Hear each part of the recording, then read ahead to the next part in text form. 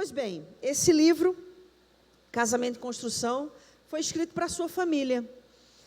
E o Casamento Blindado e tantos outros livros para casamento que existem, né?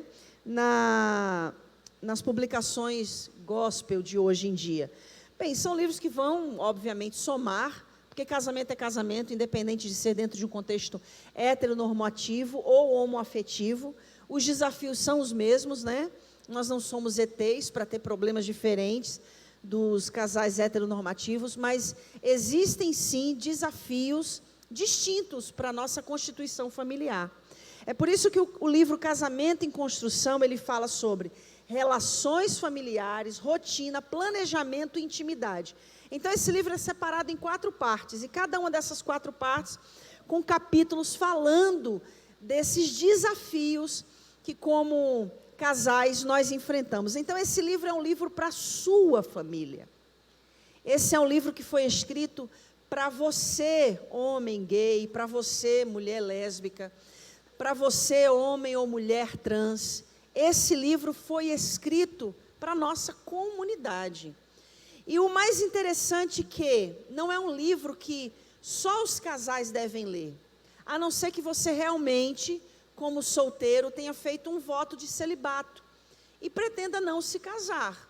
Então, realmente, você nunca vai precisar do que está aqui, porque o que trata-se aqui são dos desafios que envolvem um relacionamento a 2. Então, se você é solteiro, está namorando, está noivo, é a hora certa. Corre, antes de você fazer uma besteira. E eu estou falando isso com propriedade, viu, galera? Com propriedade no sentido de, como pastora, a quantidade de aconselhamentos com que a gente lida, relacionado a casais, que poderiam ser evitados se houvesse muito do conhecimento do que está compartilhado aqui. Então, longe de fazer somente um merchan, porque se é um produto que deve ser vendido, é óbvio que precisa de um merchan, mas muito mais para apresentar o que tem aqui dentro para você. Inclusive, hoje, no final do nosso culto Família Barra Casais, nós 3 vamos sentar ali, e você que ainda não adquiriu, pode adquirir. Você que já adquiriu e conhece algum casal, amigos que você tem que não são da igreja, mas que você pode abençoar, inclusive evangelizar, você vai também hoje poder comprar, e a gente ainda vai assinar e fazer uma dedicatória. Combinado? Então, nem vou perguntar quem são os casais que não tem, para você não passar vergonha e não ficar feio para você. Tá? Então, hoje, no final do culto, você passa ali e já adquire. Você pode comprar, inclusive parcelar, então você não tem desculpa para não adquirir. Então, olha para quem está do seu lado e diga: estou tendo uma visão. Estou vendo esse livro na nossa estante, meu amorzão. Isso, ok? Né? E não é só para colocar na estante, porque teve uma pessoa que falou para mim, né, pastora, já comprei, mas não li. Eu falei, não vai fazer milagre na sua vida, né? Não é amuleto, né? Que você compra em terra núbrias e já vai fazer o milagre na sua casa, né? O milagre está na leitura e, obviamente, você colocar em prática o que está aqui. Gente, então, no Instagram foi muito acirrada essa pesquisa de que assunto nós iríamos tratar. Eu mesmo fiquei na dúvida o que eu ia votar. E vou até confessar, no primeiro eu votei num, depois no outro eu votei no outro. Para equilibrar. E não puxar a sardinha só para o meu lado, né? Mas é uma realidade o que a gente vai falar aqui hoje, que não é algo fácil. E uma coisa que eu tenho aprendido ao longo desses 12 anos como pastora na cidade de Refúgio, é o reconhecimento de que a maior parte dos divórcios que nós temos visto acontecerem dentro da igreja, eles não acontecem por causa de adultério. Olha que interessante, graças a Deus por isso, porque o adultério, sem sombra de dúvida, é algo traumático para quem vivencia. Mas a maior parte dos divórcios que nós temos visto acontecer ao longo desses 12 anos, eles acontecem exatamente por causa das diferenças, por causa das divergências. E principalmente quando entra em questão a justificativa, nós temos temperamentos diferentes. Então, para mim, é a maior de todas as... palavra correta, porque eu não quero ofender ninguém, mas é um atestado de inocência ou de ignorância, a gente achar que a gente vai casar com alguém que tem um temperamento igual a gente. Ou de alguém que pensa 100% igual a mim. De alguém que tem as mesmas opiniões, os mesmos gostos, as mesmas peculiaridades, particularidades. Eu fico imaginando se eu casasse com mim mesma, eu seria terrível. Seria uma experiência terrível, eu não iria me suportar, eu não ia aguentar a minha organização. Eu não ia aguentar o meu ativismo, a minha correria. A Rosânia sempre fala, amor, você tem que orar por mim, porque para te acompanhar, minha esposa, é só Deus na minha vida. Então, eu imagino quão porre seria eu casar comigo. Eu já teria pedido divórcio. Já teria pedido para sair, já ia falar assim, eu tenho misericórdia, mata ela. Então, o que eu quero dizer para vocês hoje? Que se a gente está num casamento, então já casou, né? E é sempre algo que eu digo. Se você não abrir os olhos durante o namoro, o noivado, então você vai ter que manter fechado no casamento. Tá? Se você fingiu que não viu as coisas enquanto dava tempo de sair fora, então você vai ter que manter os olhos fechados, porque agora você está dentro.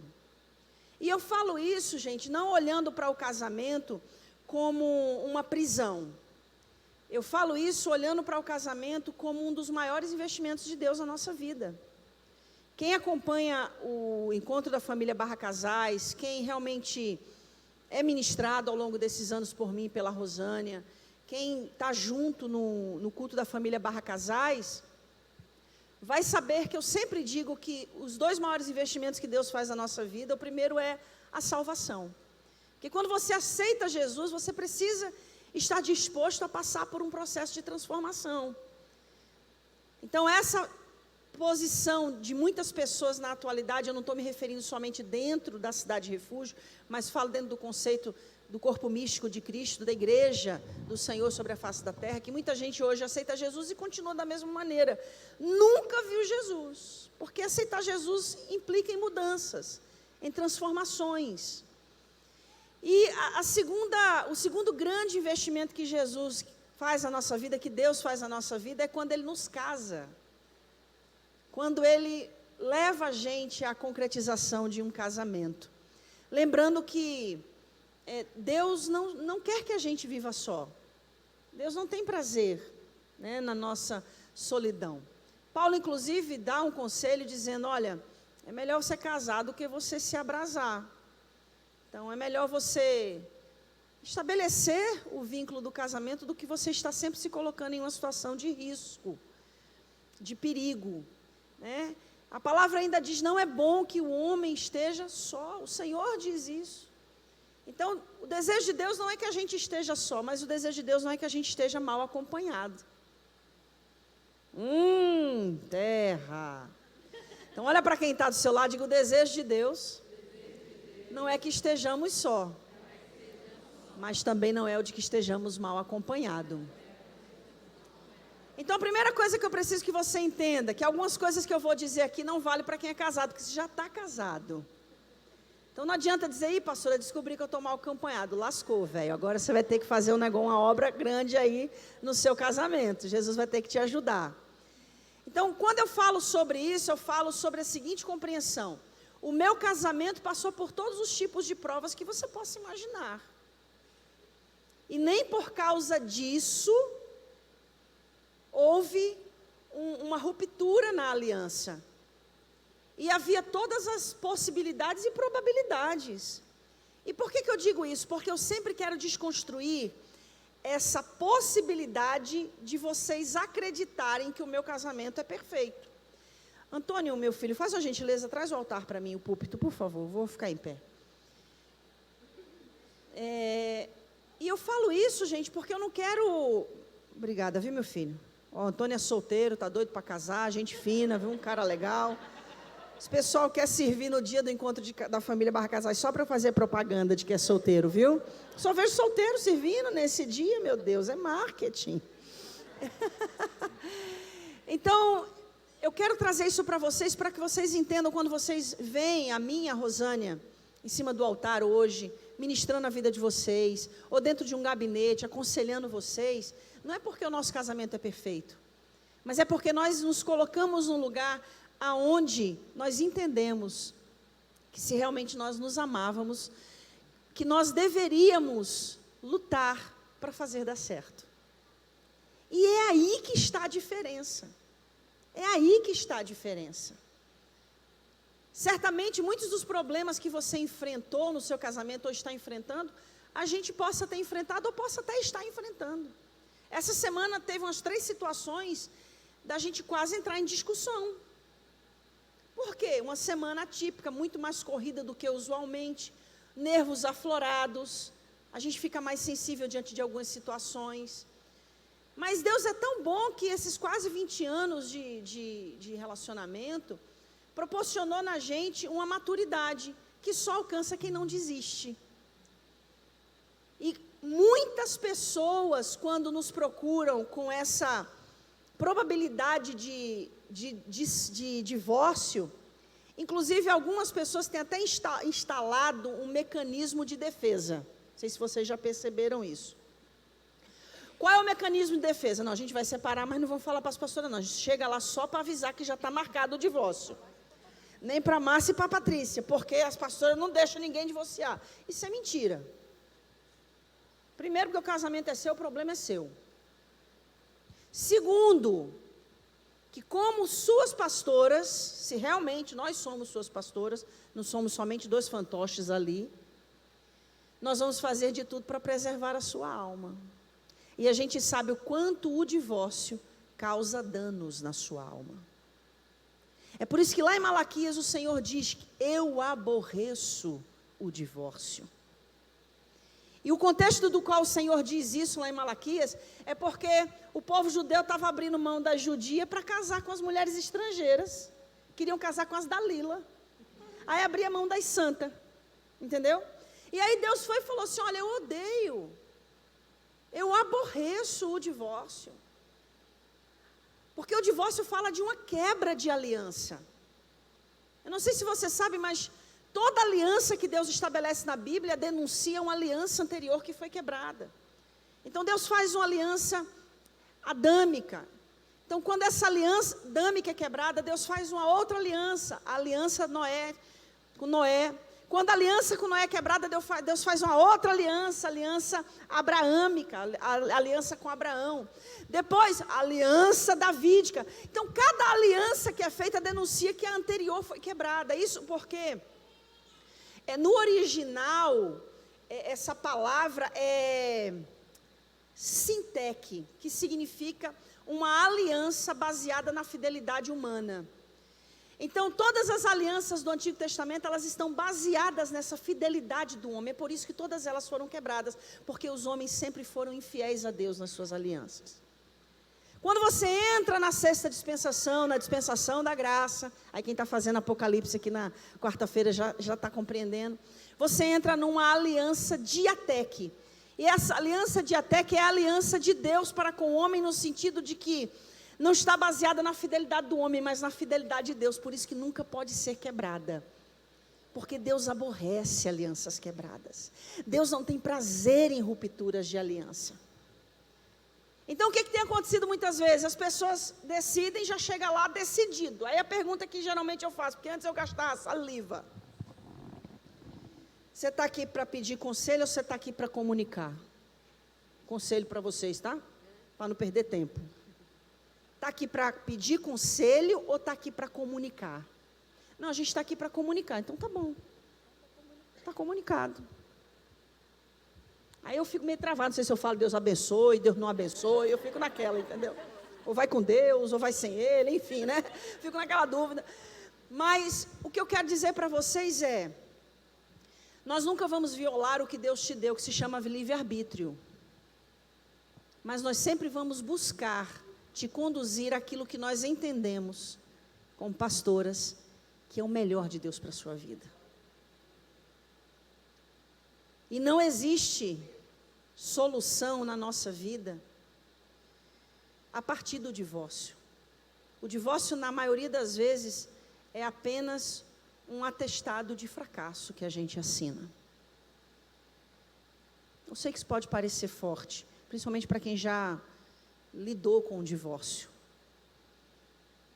Mas o que eu quero dizer é que a maioria das motivações que conduzem as pessoas na atualidade a esse posicionamento é o reconhecimento de que elas desistiram de tentar. Lembrando sempre que existem ocasiões que o divórcio não é consensual. É porque um dos cônjuges quer separar. E também existem essas circunstâncias. E aí o conselho para quem não quer separar é: você precisa entender até onde você deve ir para lutar por esse casamento. Porque Jesus mesmo estabeleceu um princípio dizendo: andarão dois juntos, se ambos não estiverem de acordo. Então, até para continuar casado com quem não quer estar casado com você, você precisa saber até onde você deve ir. O próprio Deus fala: eu amo os que me amam. E os que de madrugada me buscam, me acharão. Então, o próprio Deus estabelece esse princípio no sentido do querer e ser querido. Então, existem divórcios que acontecem com a disposição partindo de um, do outro não querendo, mas respeitando e sofrendo, tá? E aí uma coisa muito importante que como comunidade a gente precisa estabelecer é a indisposição de julgar pessoas que passam por isso. Porque a comunidade onde nós estamos, ela exige de nós esse olhar de misericórdia. A comunidade onde nós estamos exige de nós essa posição neutra de não julgar.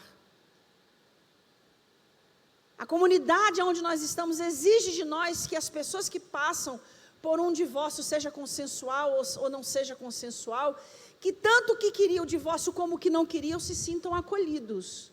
Porque o nosso lugar não é julgar ninguém, mas acolher a todos. Tá? Então, como pastora de vocês, junto com a pastora Rosânia, cuidando do casamento de vocês, junto com as presbíteras Márcia e Patrícia, o nosso conselho sempre vai ser esse: tem jeito. E por que a gente vai dizer isso? Porque a gente sempre vai entender que você se casou por amor. Porque essa deve ser a motivação. Não, pastor, eu me casei para fazer sexo com legalidade. Motivação errada, não vai dar certo. Não, eu me casei porque eu queria sair da casa dos meus pais. Motivação errada, não vai dar certo. Mano, em amor, às vezes não dá certo.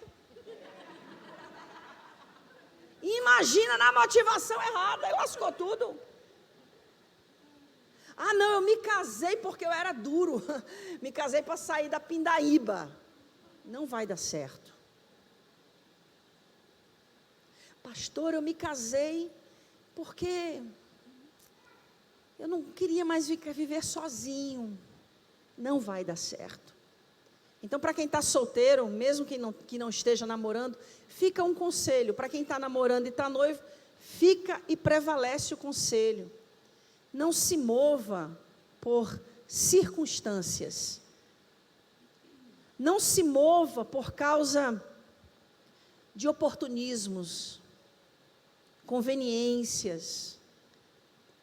O motivo real que deve levar você ao casamento é só um: o amor. O amor. Amém? Catuca quem está do seu lado, se for o seu cônjuge, dá uma olhadinha bem dentro do caroço doido dele e diz: tem que ser por amor, senão não rola.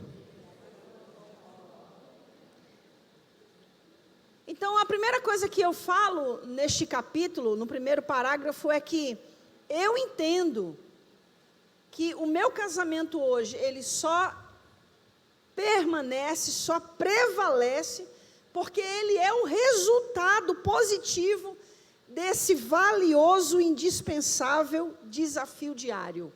Que desafio? De lidar com as diferenças, de lidar com as divergências.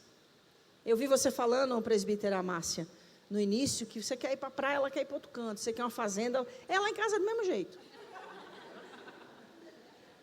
Esse ano foi o primeiro ano que a minha esposa ganhou, na escolha das férias. Foi para o mato, porque todo ano eu quero ir para o mar. Ela quer ir para o mato. Mato ou neve? Aí todo ano eu consigo convencer, ó. Né? Eu uso da retórica, da homilética, da hermenêutica, do Espírito Santo, tudo para convencer ela. E esse ano a gente foi para o mato, para o meio do mato. Por quê? Porque ela é diferente de mim. Eu amo o calor, ela ama o frio. Quarta-feira ela estava se arrumando para vir para o culto, ela deve ter trocado de roupa umas 10 vezes. E eu sempre fico pronta primeiro que ela. Sempre. E aí eu aprendi a, inclusive, evitar brigas por causa disso. Agora eu me arrumo, vou para o sofá e fico lá esperando por ela. Antes eu falo, estou pronta, hein? Não me apressa, não. Então, na quarta-feira ela chegou para mim e falou assim, meu Deus, é muito difícil colocar roupa no verão. Eu consigo me vestir muito melhor no inverno. Eu já tenho um desespero de me vestir no inverno. Aquele tanto de roupa eu fico sufocada. Então, veja bem, eu estou falando de divergências casuais, mínimas. Mas a realidade é que elas existem muito mais a fundo. Muito mais a fundo. E algo muito interessante que a gente percebe todas as vezes que a gente vai fazer aconselhamentos com casais, é que os casais, eles se casam conhecendo essas divergências que existem entre eles, e é muito importante vocês entenderem isso. O diálogo é a melhor maneira de você conhecer o outro. O diálogo é a melhor maneira de você ter, né, um raio-x da alma da pessoa com quem você está disposto a se casar. E vice-versa, dela também conhecer a tua alma. Existem muitas situações na nossa vida a dois que a gente pode prevenir, evitar, a partir desse autoconhecimento, desse conhecimento pelo outro. E o que é unânime é que a maioria dos casais que entram dentro daquele gabinete acreditam que um dia essas diferenças vão acabar. Que um dia essas divergências vão deixar de existir. Te enganaram. Elas nunca vão deixar de existir, principalmente quanto mais velho você vai ficando, aquelas divergências vão ficar mais ranzinhas ainda. Elas vão ficando mais evidentes ainda. Ontem a gente foi para Campinas, foi o aniversário de Campinas. Fomos eu, a pastora Rosânia, e a missionária Janaína e a missionária Rebequinha. E assim, quem me vê falando assim, pensa que eu sou uma matraca. Mas eu não falo, eu não gosto de falar. Eu não sou faladeira. E a minha esposa fala. Mano, eu fico pensando, de onde que essa mulher tira tanta palavra, cara? Inclusive tem uma piadinha de mau gosto que diz que a mulher não vai entrar no céu, né? Porque vai ter meia hora de silêncio no céu, se a mulher estivesse lá, não existiria essa meia hora de silêncio. Aí a gente estava voltando ontem, e eu voltei num sentimento meio caixinha do nada. Pronto, vou usar aquela expressão do como é que é o nome daquele pastor? Pastor Cláudio Duarte. Botei lá o Bluetooth no meu telefone para colocar no carro o louvor, né? Aí comecei lá a ouvir os louvores, né? Coloquei o Compaixão, primeira música da minha playlist. Aí depois coloquei aquela da Marçal, né? Que no deserto tu estás, cuidando de mim. E estava lá louvando. Aí começou a Rosânia e a Janaína.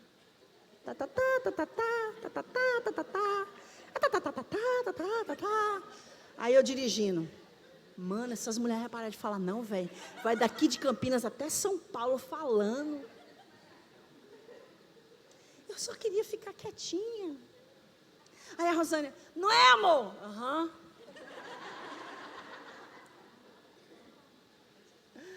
Deixa eu falar uma coisa para você. A gente precisa aprender a lidar com essas divergências. A gente precisa aprender a levar o nosso casamento para esse lugar de maturidade. E a maturidade não é a negação da existência do problema, mas é o crescimento para saber como lidar com essas diferenças, essas divergências, sem causar crises. Inclusive, essa peculiaridade minha, não é uma coisa que eu tenho só com a minha esposa. Por exemplo, ela queria que eu fosse fazer terapia. Eu fui na terapia, marquei a bendita da terapia. Cheguei lá, sentei e fiquei olhando para cada mulher. Ela falou assim, fale, conte para mim a sua vida. Eu falei, não, minha vida é uma benção.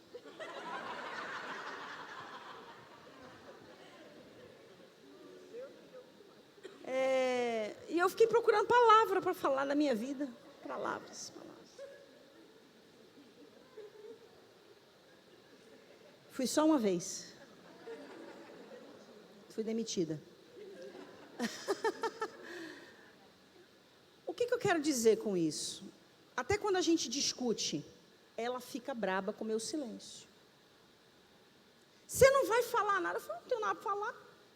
Falar o quê? Porque eu sou sanguínea colérica. Quem lê o livro vai saber disso. Quando eu falo também, minha irmã. Então, eu aprendi a exercer um domínio próprio sobre algumas áreas da minha vida que me promovem muito mais benefício do que perdas, do que prejuízos. Sabe qual é o maior problema dos casais? É que os casais, eles interagem como se fossem opositores. Seu marido não é teu inimigo. Vocês não estão do lado contrário da corda, vocês estão do mesmo lado. A sua esposa, ela não é a tua adversária. Ela é a tua companheira. Eu conto, inclusive, no livro, de uma cena que foi muito traumatizante para mim, de um filme que eu assisti do Sylvester Stallone, que era Braço de Ferro, se eu não me engano o nome do filme. E nesse filme ele era lutador de queda de braço, né? E numa dessas quedas de braço, o adversário se opôs de tal maneira que o braço quebrou e houve uma fratura exposta. Eu nunca me esqueci daquela cena. E ali o outro, obviamente, que ganha, se comemora. Muitas vezes a gente não percebe, mas as brigas da gente é simplesmente pela ânsia que a gente tem de sair como vitoriosa de batalhas, que ainda que você saia ganhando, você se esquece, à custa de que dores na tua mulher ou no teu marido você sai ganhando. E casamento não é sobre quem ganha a respeito do outro, é sobre ambos ganharem juntos. Porque se ela perde, eu perco. Se ela é ferida pelas minhas palavras, eu sou ferida. E vice-versa. Então eu sempre me coloco nesse lugar, e eu não encontrei essa mentalidade há 10, 20 anos atrás. Não, eu consegui encontrar essa maturidade há poucos anos. Há poucos anos. Mas isso é um exercício sobre o quê? Principalmente sobre o orgulho. Sempre que eu falo sobre o orgulho, eu trago uma analogia que o pessoal ri, mas é uma verdade. Orgulho é que nem mau hálito. Quem tem não sente. Mas quem está do lado, 1000 caem ao seu lado, 10.000 à sua direita. Né? Mas ele mesmo não é atingido pelo mau hálito dele. Então, a pessoa que tem orgulho, ela vai conseguir identificar o orgulho em todo mundo, mas nunca vai conseguir identificar a ela mesma como alguém que tem orgulho. E a palavra estabelece um princípio sobre o orgulho que a gente não pode esquecer, que diz que o orgulho, a soberba, precede a ruína. E existem muitos casais que tinham tudo para dar certo, se ambos não coexistissem a partir desse orgulho e dessa soberba, de quem está ganhando, de quem está sobre a situação, de quem está levando a melhor. É uma só carne inteligente. Quando um perde, o outro perde também. Quando um cai, o outro cai também. Quando um sofre, o outro sofre também. É o princípio. E a gente não pode esquecer disso.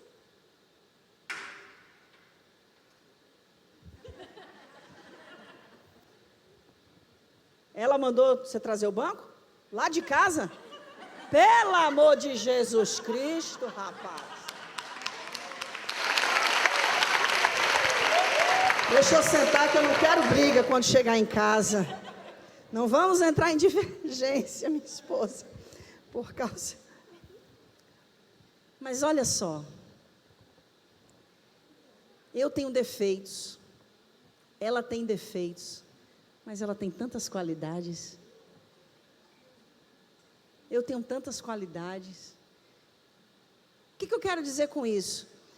Quando a gente deixa a soberba, o orgulho predominar no nosso casamento, nem as qualidades do nosso esposo, da nossa esposa, a gente consegue enxergar. O orgulho nos cega. O orgulho faz a gente só apontar defeitos. O orgulho faz a gente só apontar debilidades. E deixa eu te dizer, debilidades elas não existem determinando que não podem ser mudadas.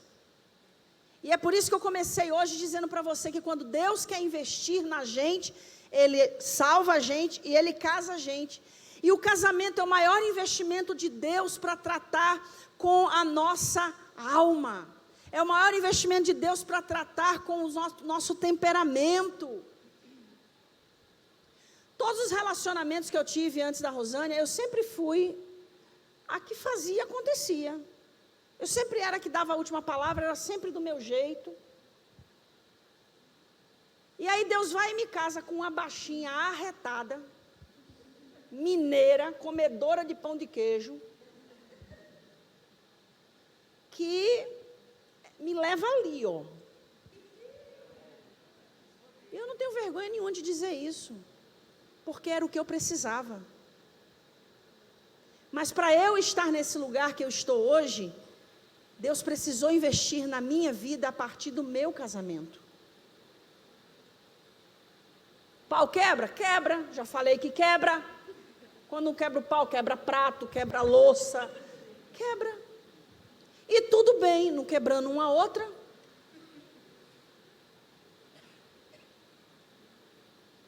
A palavra diz: irai-vos, mas não pequei.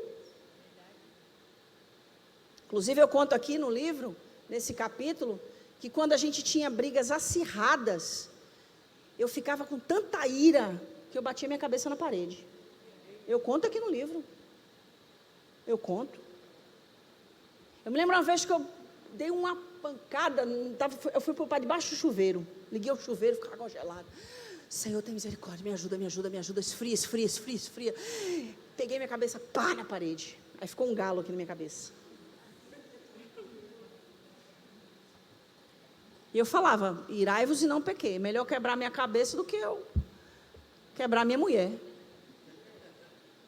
Coisa que, graças a Deus, eu nunca teria coragem de fazer. Mas Deus também estava me repreendendo. Você também não pode fazer mal para você mesmo. Você pode lidar com isso sem se ferir assim. E sabe o que é que eu descobria? Que todas as vezes que eu reagia assim é porque eu estava querendo reivindicar uma razão que eu não tinha. Porque o orgulho faz isso com você. E sabe por que eu tenho prazer de falar sobre isso e de não esconder? Porque a verdade liberta, meu irmão. É muito bom você ser de verdade. É muito bom. É muito bom vocês saberem de tudo isso e entenderem que vocês têm pastoras que passam pelos mesmos problemas e enfrentam os mesmos desafios que vocês enfrentam, mas que conseguiram vencer tudo isso. Por quê? Porque aprenderam a lidar com as diferenças e as divergências a partir do amor. Você que está do lado do seu cônjuge, olha aí para ele, olha para ela. Olha e fala o quê? Não fala nada, só fica olhando. Olha, olho no olho. Quanto tempo vocês não se encaram? Olha. What is love? Baby, don't hurt me. Don't hurt me no more. Oh. Gente, o amor é uma coisa fantástica. É uma coisa fantástica. Então, o que eu falo mais sobre isso nesse capítulo? Eu falo que essas diferenças e essas divergências que existem no nosso casamento é que promovem no casamento crescimento. A gente já ouviu, já virou uma coisa comum de se dizer, crescer dói. Mas a gente esquece de coisas que são óbvias. Uma vez uma pessoa me disse, falei, não falei isso porque isso é óbvio. Óbvio, aí a pessoa falou assim para mim no gabinete, pastor, às vezes o óbvio precisa ser dito. Às vezes o óbvio precisa ser dito.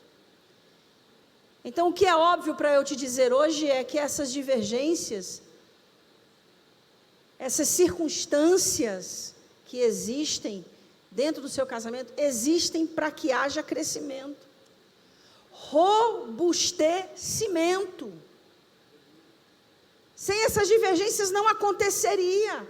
O amadurecimento que nós vivemos hoje é fruto dessas adversidades que nós passamos, dessas divergências que nós enfrentamos, dessas diferenças com as quais nós tivemos que lidar e continuamos lidando. E sabe o que é melhor? É que essa alegria da aprovação em cada jornada faz com que o amor cresça ao invés de diminuir. Olha que gostoso isso. Só que deixa eu te dizer uma coisa, você nunca vai descobrir isso que eu estou trazendo para você, se você desistir. Tem uma frase que eu costumo falar e eu amo essa frase, porque reflete a minha história. Quem desiste não faz história. A gente acha lindo Jack e Rose do Titanic. Mas é lindo porque ele morreu. Se fosse viver junto, não sei se ia ser lindo. A gente acha lindo a Bela e a Fera, mas acaba ali. A gente não sabe quão fera ele foi e terminou destruindo a Bela. Né? A Bela adormecida a gente acha lindo. Mas eu não sei como é que ele lidou com ela dormindo mais o dia inteiro.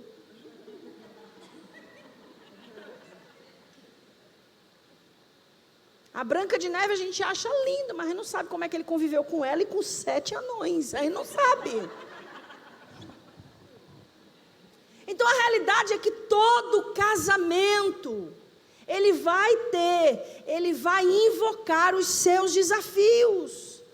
Só que para você chegar a essa conclusão do que eu acabei de dizer, de chegar nesse processo de encontrar alegria quando você olha para trás, na história do seu casamento, você só vai conseguir chegar nesse lugar se você não desistir, se você seguir adiante.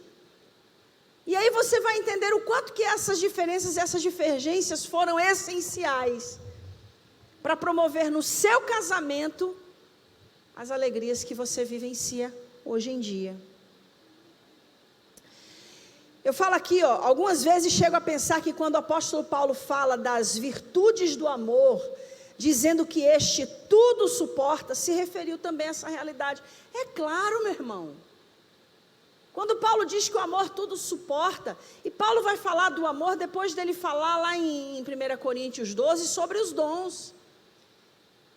Então ele fala do amor também como um dom, o maior de todos. Então muitas vezes o que a gente deve estar procurando encontrar dentro do nosso casamento é o exercício desse dom do amor. Porque muitas vezes o que falta não é estabilidade financeira. Muitas vezes o que falta não é química na intimidade. Muitas vezes o que falta não é inteligência emocional para os diálogos. Muitas vezes o que falta é amor.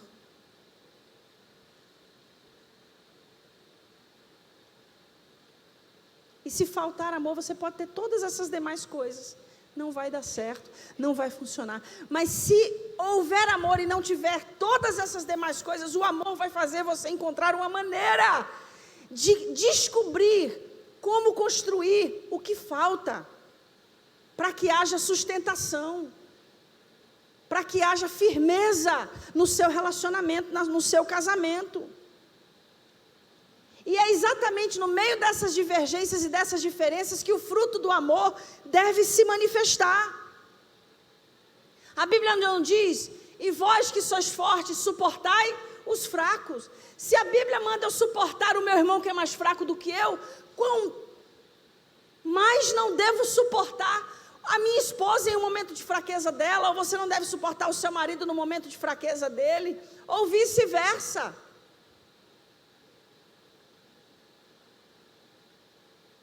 Meu desejo, sabe qual é? É que depois dos cultos de oração, esse seja um dos cultos que a igreja mais encha. Por quê? Porque a igreja está baseada sobre as colunas das famílias. Quando Satanás ataca uma família, o alvo maior dele não é aquela família. É tudo o que Deus iria construir através daquela família.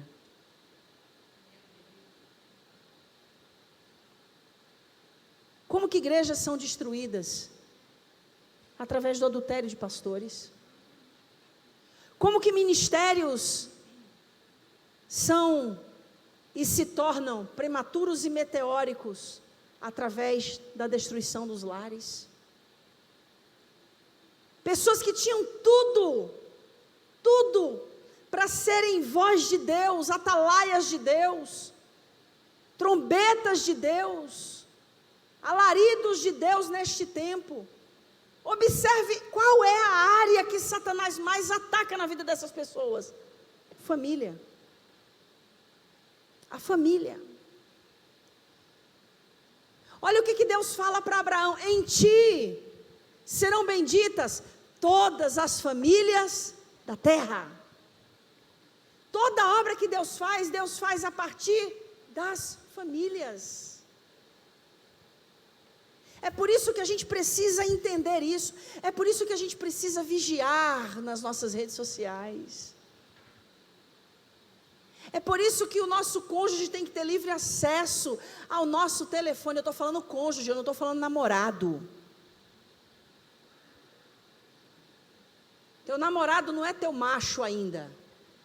Tua namorada não é tua mulher ainda. É só teu namorado e tua namorada. A sua intimidade, as suas particularidades você só compartilha com quem já é uma só carne com você. Por que eu estou falando isso? Porque depois do culto, do último culto da família Barra Casais, eu vi namorado me mandando mensagem. Por que eu tenho que deixar o meu namorado ter acesso? Meu filho é casado, não é namorado.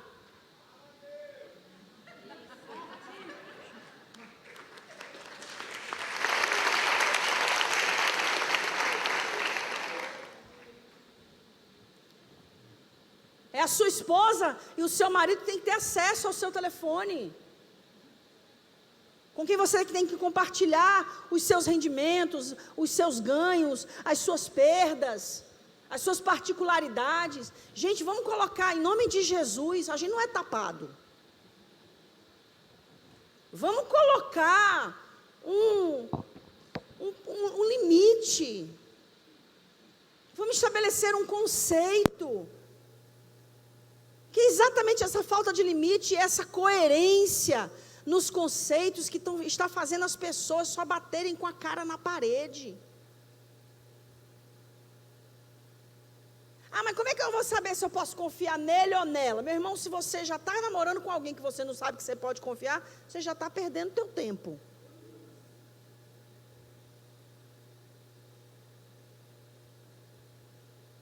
Porque eu sempre digo, crente não namora.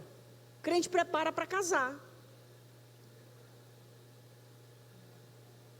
Pastora, você não acha que essa linguagem é muito coisa daquela época, que você era assembleiana, de antigamente? Mano, eu só vejo essa linguagem, para quem coloca ela em prática, sendo preservado. Mas só vejo quebrando a cara quem negocia essa linguagem. Por que será? Existem limites que foram estabelecidos, princípios que foram estabelecidos, que a gente não pode remover, gente. Eles são preservação para a nossa alma. Então vamos lá, para a gente abrir para as perguntas e eu concluir. Algo muito importante que a gente precisa compreender. Se a paixão tem prazo de validade, a paixão também tem prazo de resistência. É por isso que eu digo, se há amor, vai haver superação nos problemas que você vai enfrentar. Lembrando sempre, se os dois quiserem. Por isso que eu também sempre instruo vocês, quando eu vou falar sobre esse assunto. Não casa antes de 2 anos de namoro. Mas passou disso, está te enganando, sai fora. Como é que é? Eu vou sair daqui agora, desse lugar aqui agora. Pelo amor de Deus. Então veja bem. Paixão tem prazo de validade. Então não vai tomar uma decisão de já estabelecer um relacionamento só porque você acabou de conhecer. Você tem... mas eu tenho convicções, certezas em Deus. Eu não posso interferir nas suas convicções e certezas em Deus. Mas na dúvida, gente, antes de 2 anos, não toma uma decisão como essa. É muito séria. Namoro a gente acaba, casamento não. Pelo menos não deveria. Então, quando a gente fala de diferenças e de divergências, a gente precisa compreender. E é algo muito interessante, que muitos casados entram por aquela porta do gabinete com uma mentalidade de que essas divergências e essas diferenças, com um tempo elas vão acabar. Não, com o tempo elas vão passar por upgrade. Os problemas que eu tinha no início do meu casamento não são mais os mesmos. Inclusive, hoje em dia, a gente tem até um passatempo. A gente lembra de como era antes. Nossa, olha que bobeira, porque que a gente brigava antes. Nossa, lembra daquela briga? Lembro, mas como é que pode, né, amor, a gente brigar por causa disso? Por quê? Porque são upgrades. Você vai amadurecendo. Aquelas bobeirinhas que antes te atrapalhavam, não te atrapalham mais. Agora você começa a lidar com problemas em outra dimensão. Só que aquelas bobeirinhas que eram necessárias, robusteceu o seu amor. Provou sua motivação. Mostrou até que ponto você estava dentro desse relacionamento mesmo. Então a gente não deve desprezar o dia das coisas pequenas, literalmente, nem das pequenas coisinhas que causavam divergências e diferenças. Porque elas foram necessárias. Elas pavimentaram um caminho para que hoje você possa lidar com caldo mais grosso, com situação mais difícil. Então vamos lá, eu vou ler um parágrafo aqui. Imagine o olhar que eles trocam entre si, ou seja, que os casais trocam entre si quando ouvem a gente dizer que os problemas vão passar por upgrade. Infelizmente, sua expressão facial e a linguagem corporal denuncia que não se casaram preparados para lidar com dificuldades e desafios que enfrentariam no contexto da convivência, mas se casaram sob a utopia de que lidariam facilmente com essa demanda. Ô inocência, ô inocência. Estavam preparados para tudo, para lidar com os desafios de adaptação, da saída da casa dos pais, de morarem juntos, com o desafio de carreira, com desafios financeiros, com o desafio de mercado de trabalho, com os desafios de conciliarem o tempo para estarem juntos. Assim se segue uma lista para o qual se prepararam, sem imaginar que podem até mesmo conseguir sucesso em cada um desses desafios. Mas, se não vencerem o desafio das diferenças de temperamento e das divergências entre si, todo o sucesso conquistado em outras áreas ficará comprometido, podendo até mesmo ruir. Você está entendendo? que não importa quão grande tenham sido as conquistas que vocês como um casal vieram a vencer, a alcançar, se vocês não aprenderem a lidar com essas diferenças e essas divergências, tudo que vocês conquistaram vai ruir. Pastor, então qual é a saída? E aqui eu vou finalizar. A saída é você descobrir que nem sempre a resposta está em você buscar a razão. Você até pode ter a razão, mas não é aquele momento que você vai buscar estabelecer a última palavra. Às vezes a melhor atitude é não dar palavra nenhuma. Quando nós começamos a colocar isso em prática dentro da nossa casa, isso super funcionou. Às vezes, horas depois, amor, desculpa, você tinha razão. Às vezes, dias depois, amor, desculpa, você tinha razão. Às vezes, um ano depois, amor, desculpa, você tinha razão. Obrigado. Não importa quanto tempo depois, isso vai ficar claro e evidente para o outro. Importa é que essas situações, elas não sejam fermento para levedar toda a massa do seu casamento. Lembra da queda de braço que eu falei no início? Às vezes é melhor você deixar o seu cônjuge vencer do que você vencer à custa de uma fratura exposta. À custa de uma ferida na alma de alguém que você ama. Eu me arrependi muito mais vezes por ter falado do que por ter me calado. A Bíblia diz que como maçã de ouro em salvas de prata, assim é a palavra dita no tempo certo. Olha que coisa linda, você já viu maçã de ouro em bandeja de prata? É linda essa imagem. Eu vou pedir para o Ulisses, tenta procurar para mim aí no Google, põe para mim aí no telão, maçã de ouro em salva de prata. Pega uma imagem para mim desse versículo. É uma imagem linda. Sabe o que o escritor de Provérbios está dizendo? Que falar no momento adequado é algo belo. É algo que só vai te trazer benefícios e jamais malefícios. Mas pastora, eu vou abrir mão da minha razão. Gente, existem algumas linguagens na atualidade que têm feito um estrago na nossa mente. Vou citar algumas delas, tá bom? Não, mas esse negócio de eu me anular, eu vou me anular até quando? Você vai se anular quantas vezes for necessário para que o seu casamento seja preservado. E eu não estou falando dessa anulação no sentido de você ser violado. Eu estou falando numa anulação no sentido de você não se colocar neste lugar de orgulho e de soberba, de sempre querer ter razão. Se anule algumas vezes, e quantas vezes for necessário para que o seu casamento seja preservado, e no momento adequado, porque aí é essa anulação que eu estou dizendo, eu não vou falar agora, mas na hora certa, eu vou te falar, olha, aconteceu aquilo naquele momento, então deixa eu te dizer, eu não falei nada, mas eu preciso te mostrar onde que estava o erro. Não, está muito fajuta essa maçã aí, procura outra.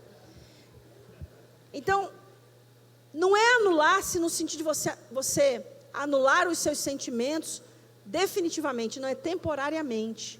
Eu me anulo ali, porque qualquer coisa que eu vou falar vai acender uma faísca que vai causar uma explosão. Tem uma coisa que a gente ensina aqui, os obreiros da Cidade Refúgio.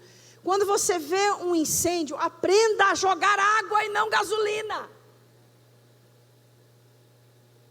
Isso é algo que a gente tem que colocar em prática. No nosso casamento, aprende a jogar água. Não, porque você insiste, aí você vai na mesma violência. Não pague o mal com o mal. Pague o mal com o bem. Aí eu vou ser trouxa. Seja trouxa. Não tem nenhum problema você ser trouxa com quem você ama. Tem uma irmã que está morrendo de rir ali, ó. Eu sei. Agora sim, né? Põe aí no online para a galera ver também. Gente, olha que coisa linda, maçã de ouro em salva de prata. Outra palavra que o escritor de Provérbios diz: até o tolo, quando se cala, se faz sábio.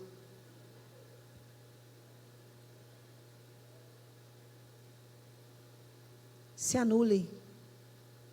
Se o se anular vai salvar o seu casamento, vai preservar o seu casamento. Se anule. E na hora certa, maçã de ouro, salva de prata. Vai todo mundo dormir hoje assim: maçã de ouro, salva de prata, maçã de ouro, salva de prata. Derramanto e maçã de ouro, salva de prata, maçã de ouro, salva de prata. Mas manda na lista de transmissão. Tempo certo. O salmista diz: Senhor, põe um guarda à porta dos meus lábios. Já viu esse versículo nos Salmos? Você que não consegue controlar a língua, ora a Deus assim: Senhor, põe um anjo na porta da minha boca. Quando eu abrir a boca para pensar em responder minha mulher, o anjo faz.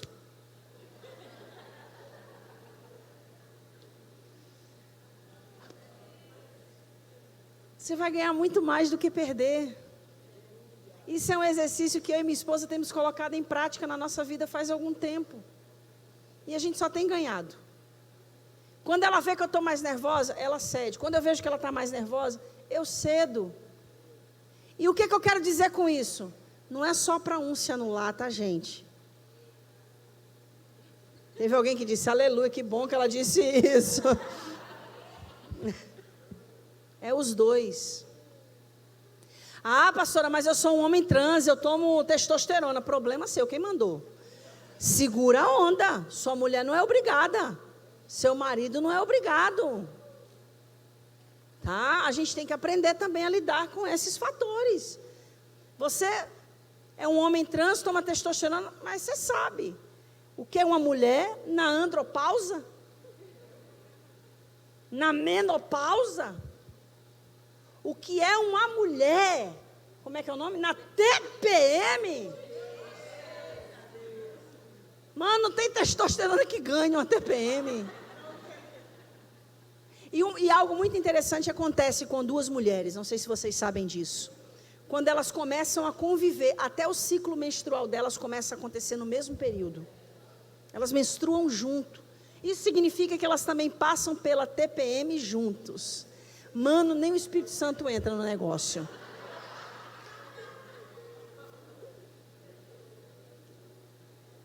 Então a gente precisa aprender a encontrar esse lugar de equilíbrio. Maçã de ouro, salva de prata. Falou algo que me ofendeu, falou algo que me entristeceu. Eu não preciso responder, eu estou vendo que não está bem naquele momento. Falou algo que não me fez bem. Não vou pagar o mal com o mal. Eu vou fazer um bem.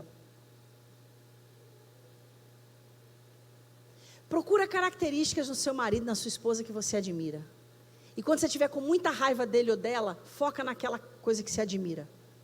Quando a gente briga, eu ponho ela para tocar o dia inteiro na minha orelha. Porque eu admiro o ministério dela, né? A unção de Deus na vida dela. Aí quando eu estou ouvindo ela o dia inteiro, ela já sabe. Que eu estou focando no que eu admiro.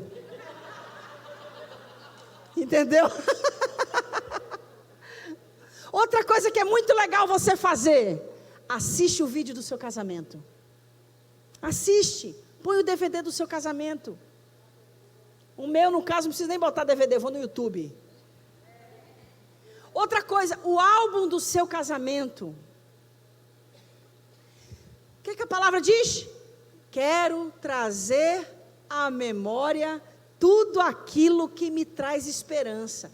Mano, a sua mente, ela tem um trick, ela cria umas ciladas para você.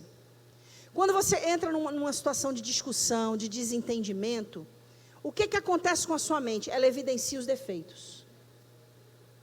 Ela começa a evidenciar os defeitos.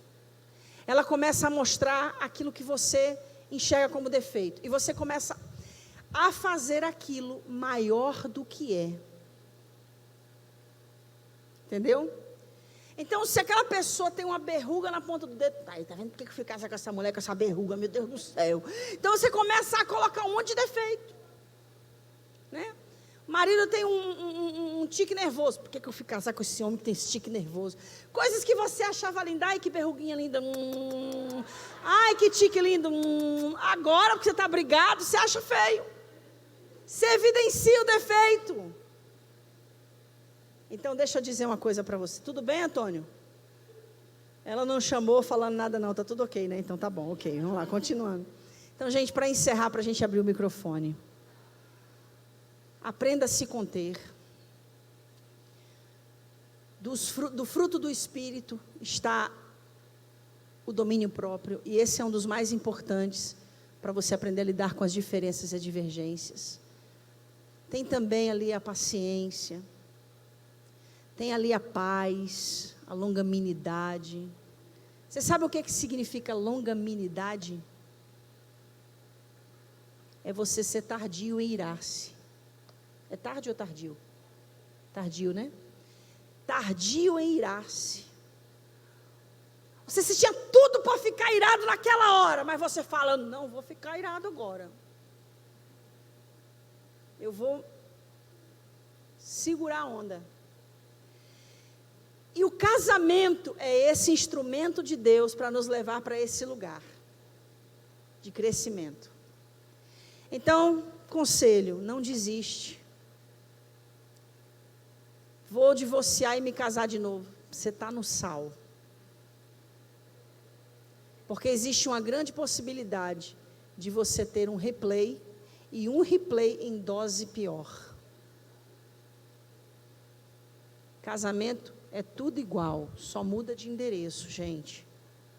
No sentido de que todos vão enfrentar os mesmos desafios. O que vai promover a diferença é como a gente lida com esses desafios. Somos pessoas distintas, com histórias distintas, com experiências distintas, com vivências distintas. Mas o fato de sermos pessoas que se amam é o que viabiliza que essas diferenças, ao invés de nos levarem a uma convergência, nos levem a uma caminhada juntas, a uma caminhada na mesma direção. Amém? Bem, espero ter somado na vida de vocês. A gente vai abrir agora o microfone. Vou sentar de novo na minha cadeirinha. Vou pedir para o Antônio levar o microfone para você. Ótimo. Você que vai querer fazer alguma pergunta, então sai do seu lugar. Não espera a pessoa acabar para você levantar, porque isso toma tempo. Já levanta, já vem aqui. E eu vou pedir que você faça pergunta dentro do assunto, tá? Então, não adianta você vir para fazer uma pergunta fora do assunto. Vamos tentar tratar dentro do assunto. Você que está online, também pode fazer perguntas através do chat, tá bom? Faz a pergunta, o pessoal coloca aqui no meu monitor e a gente vai responder. Se vocês fizerem uma pergunta que nenhum de nós três saiba responder, a gente vai dizer, não sei responder, mas a gente vai pesquisar para saber, tá? Como te ajudar. Tá bom? Porque nem sempre a gente tem resposta para tudo, viu, gente? Tá bom? Então, fiquem à vontade, se tiver alguém que queira fazer alguma pergunta.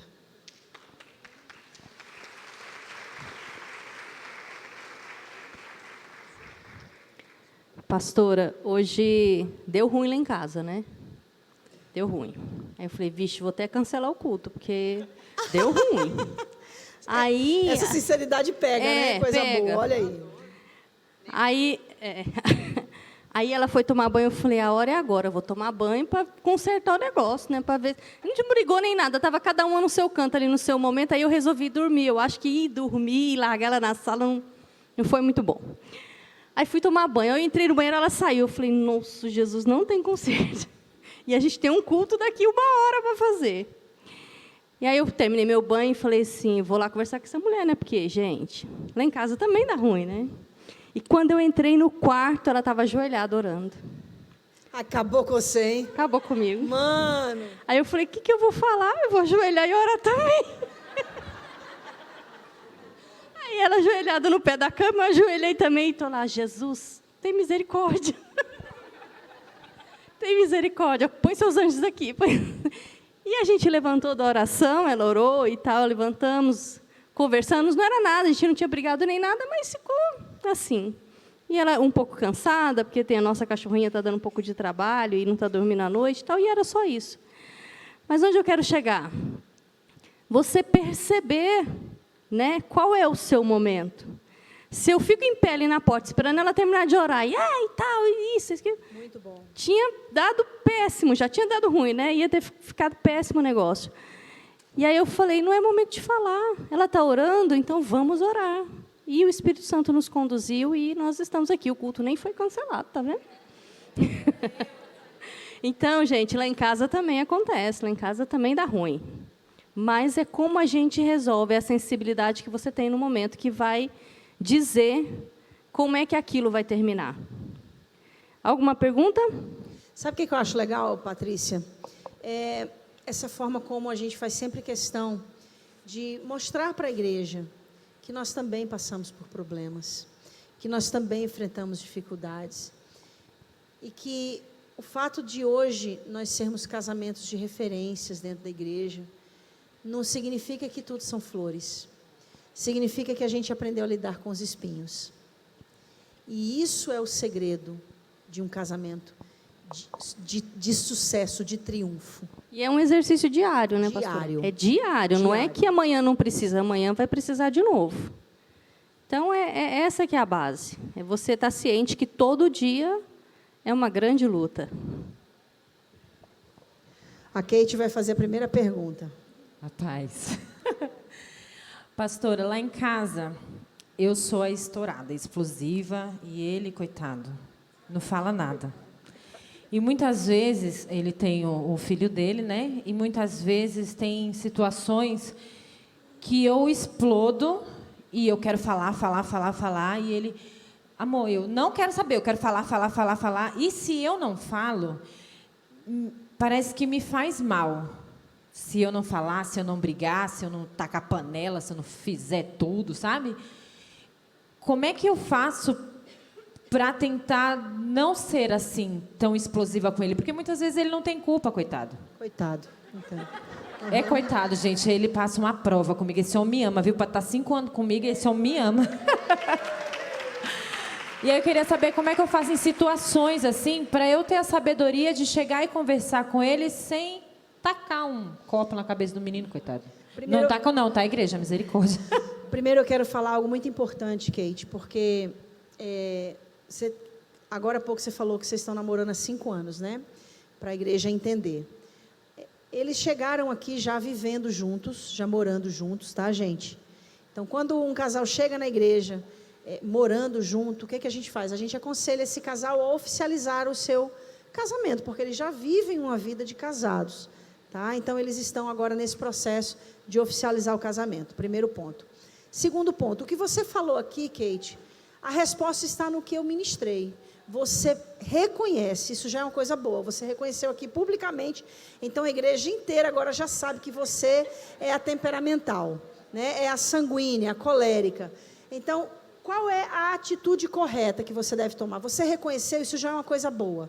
Segundo ponto, o exercício de domínio próprio. Você precisa exercer o domínio próprio. Porque você tem uma sorte, a sorte é de você ter um homem que é equilibrado. Porque se ele fosse sanguíneo e colérico igual você, talvez vocês tenham se jogado um outro lá de cima do prédio onde mora, né? Mora em prédio? Casa, né? Então, enfim. Tinha queimado a casa inteira, enfim. Então, assim, onde eu quero chegar? Não existe fórmula mágica, gente. Não existe. Às vezes a gente acha que a gente se converte ao Evangelho e que vai ser assim, ó. Pelo contrário, o Evangelho te confronta a mudar. Então não existe uma fórmula mágica. Jesus não vai descer do céu. E você vai virar um anjinho, uma anjinha do dia para a noite. É um processo. Mas qual é o primeiro passo desse processo? Admitir. A autonegação disso é um desastre, porque você termina lançando sobre o outro o erro que está em você, tá? Então, que bom que você aceitou e admite. Próximo passo, exercício do domínio próprio. Melhor maneira que você pode fazer, já que você gosta de falar, se tranca no quarto e vai orar. Vai falar com Deus. vai e conta tudo para Jesus. Entendeu? Fala tudo que Jesus aguenta. Entendeu? E maçã de ouro em salva de prata. Palavra dita no tempo certo. Ok? Continua sendo sábio, meu filho. O que cala, né, é sábio, tá bom? Espero ter ajudado. Se quiserem acrescentar. Está sem chat hoje? Por quê? Ah, não está passando online? Ah, que pena. Então depois vai passar depois. Entendi, ok. Mas alguém quer fazer alguma pergunta? Vem cá, Ulisses. Vamos lá. Vamos ver o que o solteiro vai perguntar. Paz, Senhor, igreja. Pastora, representando solteiros, eu queria saber se diferenças intelectuais, financeiras, tempo de igreja, diferenças teológicas são algo que a gente tem que levar em conta na hora de conhecer uma pessoa. Essa é a pergunta. Nossa, excelente pergunta, né? É muito do que você... Lindeza. Falei para ele hoje, tá? É fofinho, né? Lindeza. Solteiro, viu, gente? Doido para casar também, olha aí. E eu estou orando para Jesus dar um maridão para ele. Gente, presta atenção numa coisa muito importante do que Ulisses falou. Às vezes a gente fala de julgo desigual como se julgo desigual fosse só o fato de você ser crente e a pessoa ser macumbeiro. Ou você ser crente e a pessoa ser do mundo, não professar a mesma religião. Gente, deixa eu falar. Julgo desigual não é só isso. Não é só isso. Então, se existe, por exemplo, uma grande diferença na questão financeira, por exemplo, é importante que antes do casamento se estabeleça essas questões para que não se gere conflitos. Por exemplo, se alguém tem mais condição financeira do que o outro e um padrão de vida já existe para um em específico, e havendo casamento, por exemplo, aquele com quem você casou, você vai morar com ele porque ele já tem um padrão de vida estabelecido. Então, deve-se estabelecer o quê? Previamente, essa questão da divisão das responsabilidades. O fato de um pagar o aluguel não significa que o outro não possa pagar a água, a luz, e assim, mutuamente, vocês se ajustarem. O que não pode haver é essa responsabilidade ficar somente sobre um.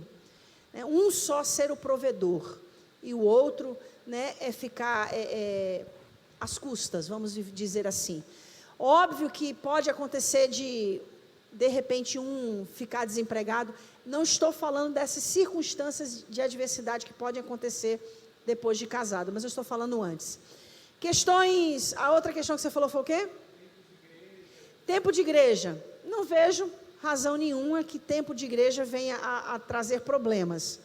O problema é quando aquela pessoa está 5 anos na igreja, aí alguém chega, 1 mês de igreja, né? Acabou de aceitar Jesus, 1 mês que está na igreja, e você já começa a estabelecer um relacionamento com aquela pessoa, também já não acho certo, porque a pessoa acabou de chegar na igreja. Então, espera um pouquinho, para que você também comece a conhecer aquela pessoa, entenda quais são os projetos, as propostas que aquela pessoa tem no âmbito espiritual. Uma coisa que a gente precisa entender é que quando a gente casa com alguém, a gente casa com a missão da vida daquela pessoa. Isso é muito importante. Então, por exemplo, se você casa com alguém que tem o desejo de fazer a obra missionária, e a outra pessoa tem o desejo de ser um empresário, dificilmente vai dar certo um casamento assim. Dificilmente.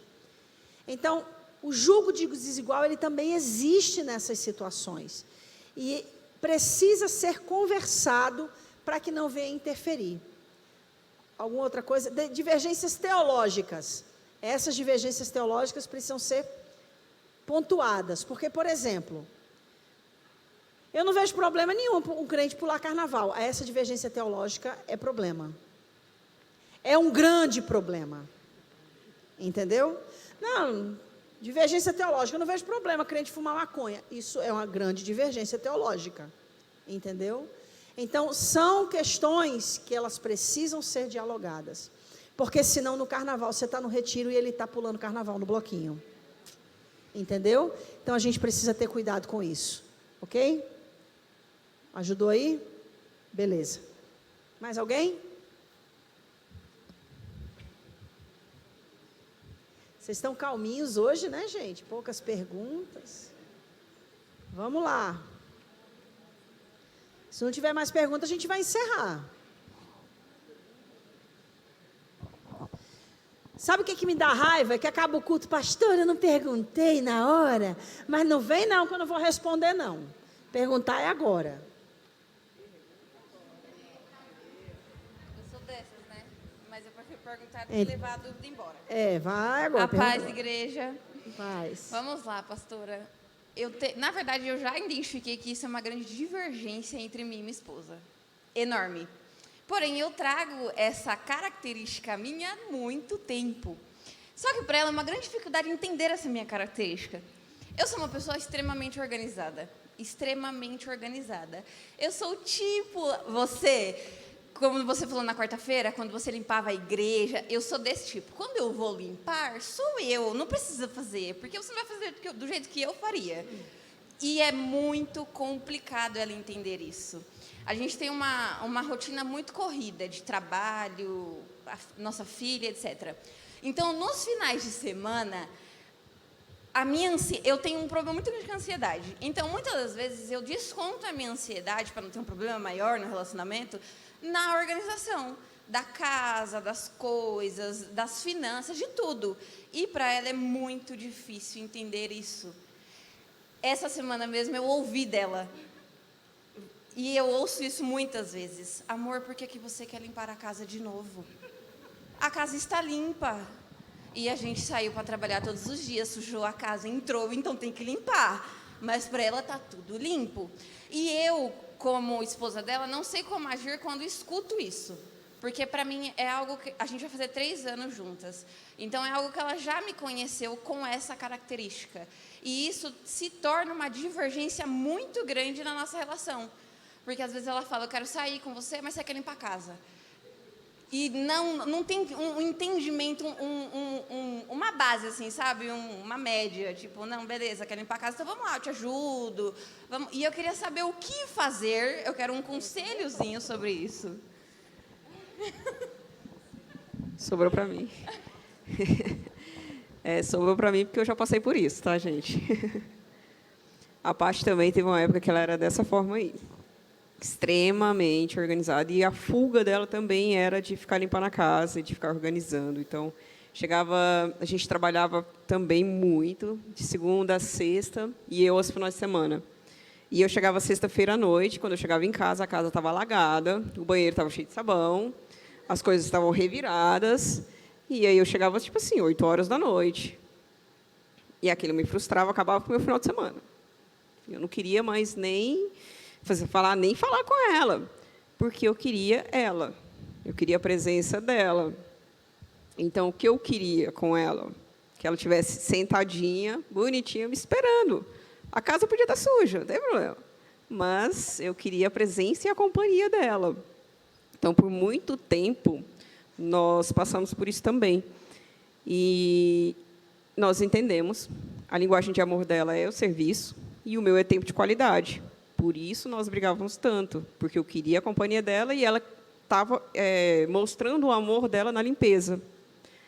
Só que para mim não funcionava. Nós conversamos muitos anos, e eu falava para ela, a gente precisa de uma pessoa para ajudar a gente.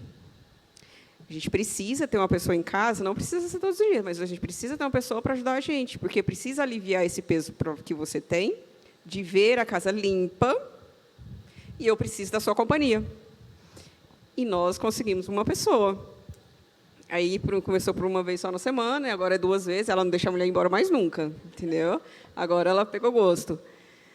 Mas nós começamos dessa forma. A gente conversou, entrou nesse consenso, viu que isso estava prejudicando o nosso casamento, estava prejudicando o nosso relacionamento, e ela aceitou ter uma pessoa dentro de casa, porque ela não queria que ninguém nem encostasse nas panelas dela.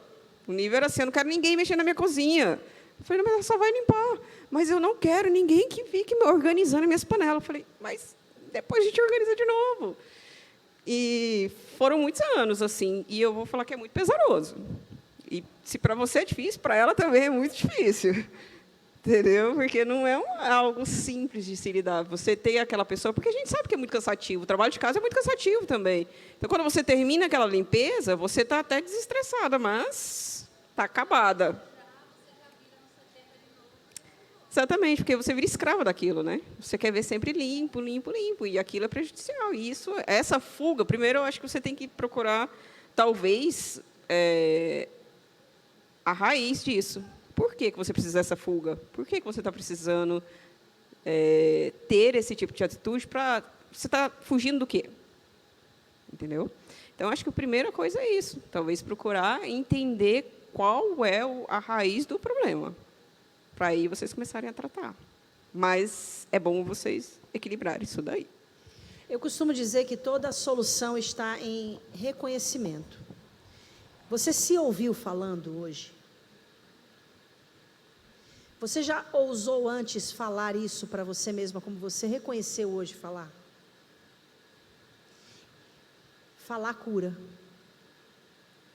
Eu acho que só o fato de você vir aqui hoje e começar a falar isso, é porque você reconhece que é demais. Né? Então, isso já é um parabéns para você. Parabéns por reconhecer. Segundo, não tem nenhum problema você e eu e a Patrícia sermos organizadas. O problema é quem domina quem. Eu domino essa organização ou essa organização domina sobre mim?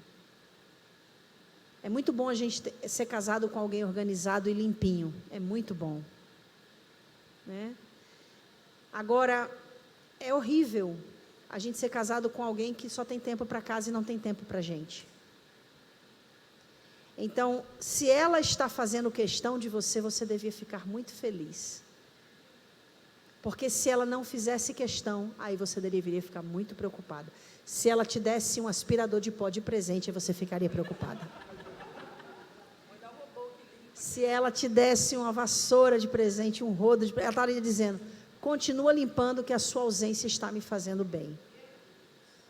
Mas se ela está dizendo, amor, está demais, eu quero ter mais tempo com você, porque ela está dizendo, eu sinto falta de você. Então eu quero te dizer que essa mulher te ama. Então você, como também a ama, coloca a organização no lugar que a organização tem que estar e ela no lugar que ela tem que estar.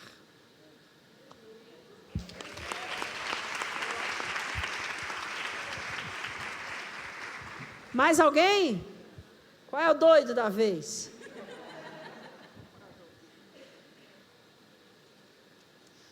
A gente promete que vai ser boazinha na resposta.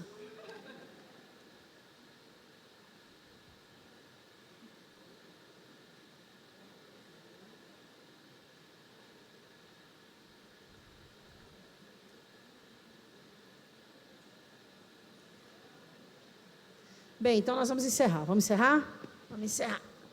Nós vamos fazer a oração final. E depois a gente vai sentar ali, tá bom?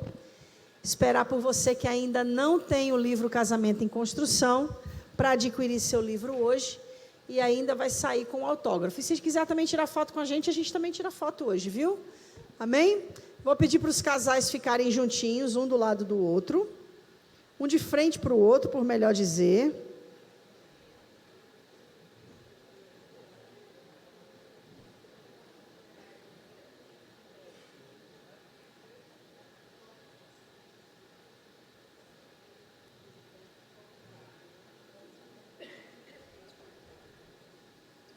Filha, não atendi porque eu estou no culto, tá?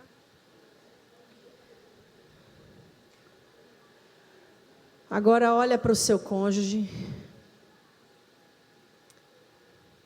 e fala assim para ele: nunca mais as nossas divergências e as nossas diferenças vão nos separar. Nunca mais as nossas divergências e as nossas diferenças vão causar problemas entre nós. A partir de hoje, elas vão ser usadas para nos aproximar ainda mais. Amém? Cadê os solteiros? Levanta a mão, os solteiros aí. Só quem quer casar, põe a mão no coração, que eu vou fazer um ato profético agora. Vamos lá. Os solteiros. Solteiros que querem casar, põe a mão no coração. Repete comigo. No culto da família / casais, eu estou aprendendo como ser um marido, uma esposa, que será uma bênção. E hoje, eu me disponho a entender que vou me casar com alguém com quem terei divergências e diferenças. E essas diferenças e divergências não nos separarão, mas nos tornarão um casal melhor. Amém? Vamos orar. Pai, em nome de Jesus, eu quero te agradecer. Te agradecer, Senhor, pelo culto que o Senhor nos deu o privilégio de te oferecer. Por te dizer que nós te amamos pela oportunidade de construirmos a nossa família em Ti, de edificarmos a nossa família em Ti. Obrigado pela vida da Márcia e da Patrícia, por esse lindo trabalho que elas têm feito com os casais da igreja e também os casais da Serra Online. Obrigado também pela vida da minha esposa. Obrigado por ter nos dado a cada dia sabedoria para podermos ser bênção, instruindo os casais da Tua igreja. Pai, guarda as famílias da Tua casa. Cobre o Teu povo com o sangue de Jesus Cristo.